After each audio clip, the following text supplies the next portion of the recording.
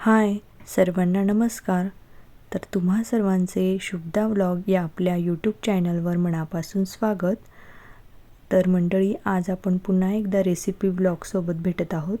तर आजची रेसिपी असणार आहे आपली कोबीपासून पराठे बनवलेले आहेत मी. अगदी मऊ लुसलुशीत असे पराठे आहेत. नाश्त्यासाठी उत्तम आहे आणि कुठे ट्रॅव्हलिंगसाठी आपण घेऊन जाऊ शकतो एक दिवसाकरता. आणि लहान मुलांना स्कूलमध्ये टिफिनलाही देऊ शकतो. मुलं आवडीने खातात. आणि तसं तर कोबीची भाजी म्हणजे लहान मुलं काही आवडीने खात नाही, पण हे पराठे खातात. तर मग चला तर मग रेसिपीला स्टार्ट करूया. तर त्यासाठी ना मी एक कोबी घेतला आहे आणि त्यातला मी अर्धाच घेणार आहे, कारण हा थोडा मोठा साईजचा कंद होता त्यामुळे. तर मी अर्धा घेतला, कट करून घेतला आहे. आधी ना त्याचे जाडच असे स्लाइस करून घेणार आहे आणि मग चॉपरमध्ये तो पूर्ण असा बारीक एकदम चॉप करून घेणार आहे. तुम्ही ना आपलं किसणीनेही किसून घेऊ शकता. चॉपर नसेल ना तर आपल्याकडे किसणी असते ना, त्या किसणीने जरी कोबीचा कंद किसून घेतला ना तरी पण छान असा बारीक कट होतो, एकदम मस्त. आणि मग आपले पराठे करताना लाटताना कुठेही तुटत नाही त्यामुळे. तर इथे मस्त असा चॉपरमध्ये मी बारीक एकदम असा कट करून घेतला आहे सर्व कोबी, मला हवा आहे तेवढा.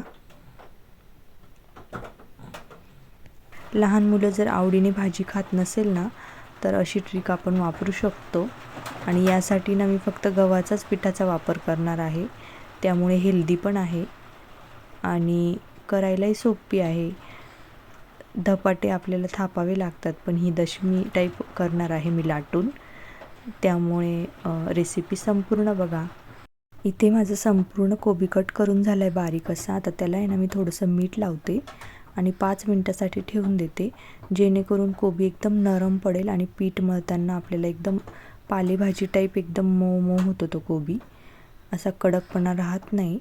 त्याची पत्ते असतात ना कोबीचे, ते एकदम कडक असतात, त्यामुळे मीठ लावायचं. आता इथे ना मी वाटण तयार करून घेते. त्यात टाकायला धने, जिरे, लसूण, 5 ते 6 इथे हिरव्या मिरच्या टाकल्या आहेत मी. आणि कोथिंबीर मी कट करूनही टाकू शकते, पण मग त्याच्या काड्या आहे ना लाटताना पराठ्यांमध्ये येतात, त्यामुळे मी वाटणातच टाकली कोथिंबीर पण. आता आपण मीठ लावलेलं आहे ना, आता पाण्याने संपूर्ण कोबी धुवून घ्यायचा आणि पाणी काढून टाकायचं.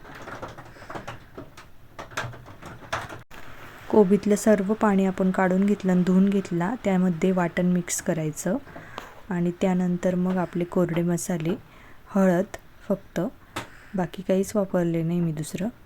आणि आपण धुवायच्या आधी मीठ टाकलं आहे, त्यामुळे मीठ थोडं जपून वापरायचं. पीठ टाकणार आहोत ना, तर पिठाला जेवढं लागेल ना तेवढंच मीठ टाकायचं इथे.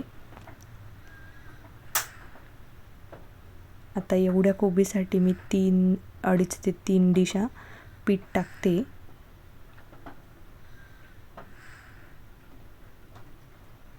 आणि पाणी न टाकताच आपण मळणार आहोत. हे पाणी अजिबातही वापरलेलं नाही मी इथे पीठ मळताना. वाटलंच तर थोडंसं तेल वापरू शकताय तुम्ही.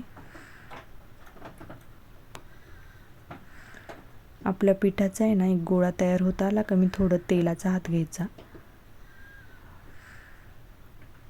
पाण्याची गरजच पडत नाही मळताना. मीठ टाकलंय आणि कोबीलाही थोडं पाणी आहे धुतल्यामुळे, त्यामुळे ना आपोआप ते मळलं जातं आहे. असं हळूहळू सर्व असं पीठ मी मळून घेतलं आहे आणि छान असा एक गोळा तयार करून घेतला आहे पिठाचा. थोडं तेल लावून ते छान मळून ठेवून दिलं. थोडं जर हाताला लागत असेल ना आपल्या मिश्रण, तर थोडं पीठ घ्यायचं परत आणि तेल लावून छान असा एक गोळा तयार करून थोड्या 15 ते 20 मिनटासाठी ठेवून द्यायचा हा गोळा तसाच. इथे ना पीठ मस्त असं आपलं भिजलेलं आहे 15 ते 20 मिनटासाठी. आता आपण मस्त असे पराठे लाटणार आहोत. त्यासाठी तुम्हाला हव्या त्या आकाराचे गोळे तयार करून घ्या. जेणेकरून पराठे लाटताना सोपं जातं मग.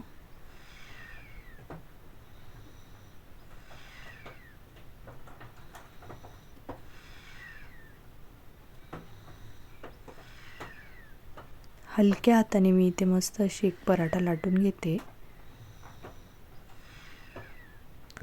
आणि थोडं तव्यावर तेल टाकून किंवा तुपातही भाजू शकताय. तर तेल टाकून मी छान असे भाजून घेते हे पराठे. टेस्टला खूप छान लागतात. आपण वाटण टाकलं ना यामध्ये, हिरवी मिरची, लसूण, जिरे, धने, त्यामुळे ना टेस्ट खूप छान येते.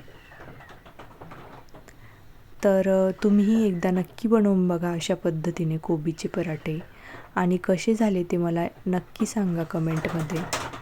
तर कशी वाटली रेसिपी तुम्हाला? आवडल्यास लाईक करा. चॅनलवर तुम्ही नवीन असाल तर चॅनलला सबस्क्राईब करा. चला भेटू आपण नेक्स्ट व्हिडिओमध्ये. तोपर्यंत बाय. रेसिपी पूर्ण बघितल्याबद्दल धन्यवाद.